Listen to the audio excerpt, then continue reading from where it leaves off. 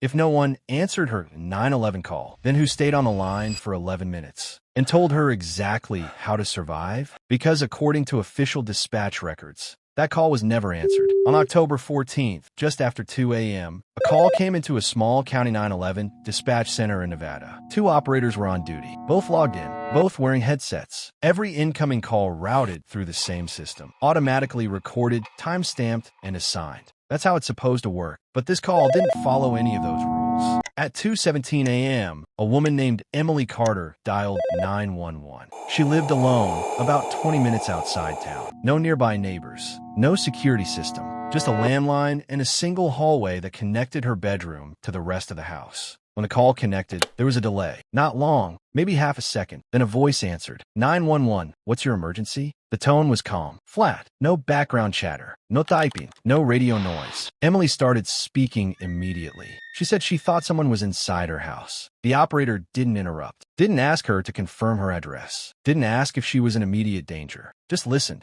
Emily described what she heard. Slow footsteps in the hallway outside her room. Not loud, not rushing, just walking. She whispered, asking what she should do. There was a short pause. Then the voice said, "Do not turn around." Emily froze. She hadn't told them where she was. Hadn't said she was facing away from the door. But she followed the instruction. The footsteps stopped. For a few seconds, there was nothing. Then the voice spoke again. "Lock the door." Emily reached back slowly, without turning, and locked it. Her breathing was getting louder now, faster. "Turn off the lights." She did. Her room went completely dark. The only sound left was her breathing, and something else, a faint movement outside the door. From that point on, the voice controlled everything. It told her where to stand, when to move, when to stay completely still. At one point, Emily asked if the police were on the way. The voice didn't answer. Instead, it said, "Do not make any noise." The handle on her door moved slightly. Not enough to open, just enough to confirm something was there. Testing it, Emily covered her mouth. Minutes passed like that. The voice spoke only when necessary. Short instructions. No emotion.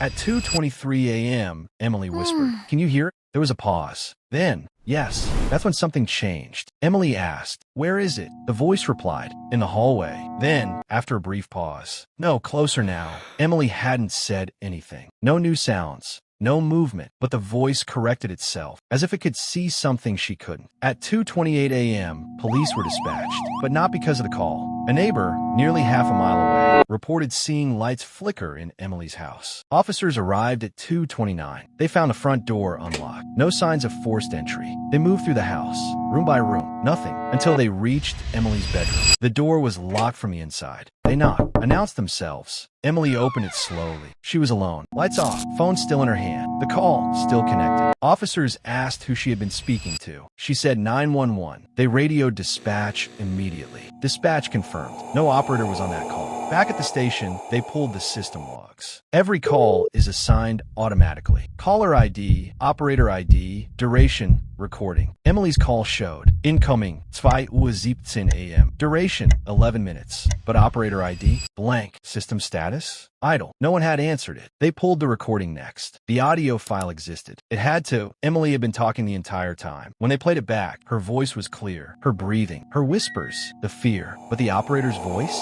Missing. Every response, every instruction. Gone. Not distorted, not corrupted, just silence. At first, they thought it was a system error, a recording failure, until they reached the 2-minute mark. Emily says, "I think it's outside my door." There's a pause. In real time, this is where the voice told her, "Do not turn around." But on the recording, there's nothing, just silence. And then Emily responds, as if she heard it. They kept listening. At exactly 2:19 a.m., something appears in the audio. Not a full voice, not even clear speech, just a faint whisper, barely audible, but enhanced, cleaned, isolated. It becomes clear. One sentence. "Stay where you are, Emily." That was her name, and she hadn't said it yet. The call was never assigned. The operator was never logged. The voice was never recorded. But it knew her name. It knew where she was. And it knew exactly how to keep her alive. So, if no one answered that call, then who was on the other end of the line? If that voice told you what to do, would you trust it? Comment your answer, and subscribe for more stories that don't make sense.